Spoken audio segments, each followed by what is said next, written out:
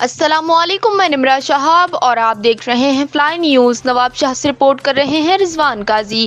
کاکا پوٹا colony کے رہائشی مسمات حلیمہ کا اپنے شوہر محمد سفیان کے ہمراہ 20 سیکشن پولیس کی ناجائزیوں اور مبینہ تشدد کے خلاف نیشنل پریس کلب نواب شاہ میں پریس کانفرنس کرتے ہوئے کہا کہ گھریلو ناچاکی کے باعث میرے اور میرے شوہر کے درمیان معمولی جھگڑا ہوا، جس پر دل برداشتہ ہو کر میں نے 15 پولیس کو کال کی اور کہا کہ میرے شوہر کو گرفتار کر لیا جائے اور وارننگ دے کر چھوڑ دیں تاکہ گھریلو معاملات صحیح طرح چل سکیں، لیکن بی سیکشن تھانے کی پولیس نے میرے شوہر کو 3 دن حوالات میں رکھ کر بدترین تشدد کیا اور طبیعت ناساز ہونے پر رہا کر دیا۔ پولیس کے مبینہ تشدد کی شکار محمد سفیان کا کہنا تھا کہ پولیس نے مجھ پر بہیمانہ تشدد کیا۔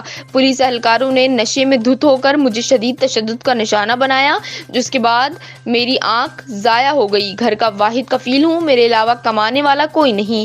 اعلیٰ حکام سمیت ڈی آئی جی اور ایس ایس پی شہید بے نظیر آباد سے مطالبہ ہے کہ تشدد کرنے والے پولیس اہلکاروں کے خلاف سخت کارروائی کر کے ہمیں انصاف فراہم کیا جائے۔